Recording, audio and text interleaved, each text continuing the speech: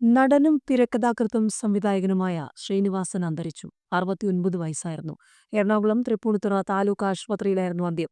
ആരോഗ്യനില വഷളായതിനെ തുടർന്ന് ഇന്ന് രാവിലെയാണ് ആശുപത്രിയിലെത്തിച്ചത്. അഭിനയം, സംവിധാനം, തിരക്കഥ തുടങ്ങി സിനിമയുടെ സമസ്ത മേഖലയിലും പ്രതിഭ തെളിയിച്ച വ്യക്തിയാണ്. കഴിഞ്ഞ കുറച്ചു വർഷങ്ങളായി അസുഖബാധിതനായി ചികിത്സയിലായിരുന്നു. 1956 ഏപ്രിൽ 4 തലശ്ശേരിക്കടുത്തുള്ള പാട്യത്ത് ജനിച്ചു. കതിരൂർ ഗവൺമെന്റ് സ്കൂളിലും പഴശ്ശിരാജ NSS കോളേജിലുമായാണ് പഠനം പൂർത്തിയാക്കിയത്. പിന്നീട് മദ്രാസിൽ ഫിലിം ചേംബർ ഇൻസ്റ്റിറ്റ്യൂട്ടിൽ നിന്നും സിനിമാഭിനയത്തിൽ ഡിപ്ലോമ എടുത്തു. പ്രശസ്ത സിനിമാ നടൻ രജനീകാന്ത് സഹപാഠിയായിരുന്നു. ശ്രീനിവാസൻ എഴുതി സംവിധാനം ചെയ്ത് അഭിനയിച്ച ചിന്താവിഷ്ടയായ ശ്യാമള, വടക്ക് നോക്കിയന്ത്രം എന്നീ ചിത്രങ്ങൾ ദേശീയ സംസ്ഥാന ചലച്ചിത്ര പുരസ്കാരങ്ങൾ നേടിയിട്ടുണ്ട്. 1977 PA ബക്കർ സംവിധാനം ചെയ്ത മണിമുഴക്കം എന്ന ചിത്രത്തിലൂടെയാണ് സിനിമാരംഗത്തേക്കുള്ള കടന്നുവരവ്. 1984 ഓടരുതമ്മാവ ആളറിയാം എന്ന സിനിമയ്ക്ക് കഥയെഴുതി. വിമലയാണ് ഭാര്യ. മക്കൾ വിനീത് ശ്രീനിവാസൻ, ധ്യാൻ ശ്രീനിവാസൻ.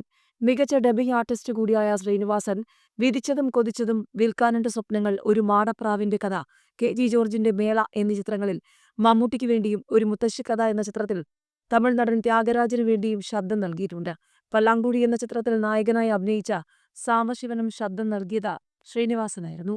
ജീവിതത്തെ അതിന്റെ സമഗ്രതയിൽ അനുഭവിക്കുകയും ആ അനുഭവങ്ങളോട് ക്രിയാത്മകമായി പ്രതികരിക്കുകയും അവയുടെ പ്രേരണയാൽ തന്റെ കലാസൃഷ്ടിയെ മൂർത്തമാക്കുകയുമായിരുന്നു ശ്രീനിവാസൻ.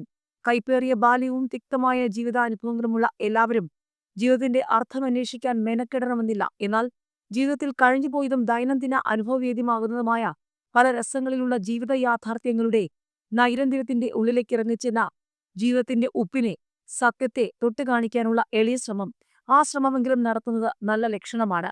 അത് പ്രതീക്ഷയുടെ പുതുനാമ്പുകൾക്ക് ജീവൻ പകരുന്നുണ്ട്. ശ്രീനിവാസൻ തന്റെ സിനിമകളിലൂടെ ശ്രമിച്ചതും അതുതന്നെയാണ്. ജീവിതാനുഭവങ്ങളുടെ അലകടലിൽ നിന്ന് തിരയടിക്കുമ്പോഴാണ് ശ്രീനിവാസന്റെ ചിരികൾക്ക് ജീവൻ ഉണ്ടാകുന്നത്. ശ്രീനിവാസന് ഒരു ചിരിയില്ലാത്ത സംഭാഷണങ്ങളില്ല. ശ്രീനിവാസനെ കേൾക്കുമ്പോൾ അദ്ദേഹത്തിന്റെ നിരീക്ഷണങ്ങളിലും വിശകലനങ്ങളിലും വിമർശനങ്ങളിലുമൊക്കെ പച്ചയായ ജീവിത യാഥാർത്ഥ്യങ്ങൾ തന്നെയാണുള്ളത്.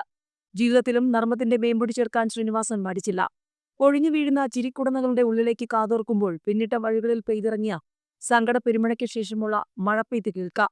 അറിയാതെ തിരക്കഥാകൃത്താവുകയും അറിഞ്ഞ് സംവിധായകനാവുകയും അറിഞ്ഞ് അഭിനയിക്കുകയും ചെയ്ത ശ്രീനിവാസൻ മലയാളികളുടെ സിനിമാ കാഴ്ചകൾക്ക് ഏറെ രസം പകർന്നു.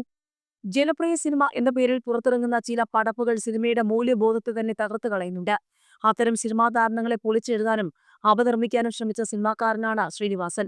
ജനപ്രിയ സിനിമകളുടെ കളങ്കിത ഭാവങ്ങളെ പ്രതിരോധിക്കുകയും അവയുമായി സംഘർഷത്തിൽ ഏർപ്പെടുകയും ചെയ്തുകൊണ്ട് തന്റെ ജനപ്രിയ ബദലുകളിലൂടെ സിനിമയുടെ ശാക്തികമായ ഒരു തലം പടുത്തുയർത്തിയ അദ്ദേഹം, സിനിമയുമായി ബന്ധപ്പെടുന്ന കലാകാരന്മാർ സമൂഹത്തിലെ പ്രശ്നങ്ങളോടും രാഷ്ട്രീയത്തോടുമൊക്കെ പുറംതിരിഞ്ഞു നിൽക്കണമെന്ന ആപ്തവാക്യവും ശ്രീനിവാസന് ബാധകമായില്ല.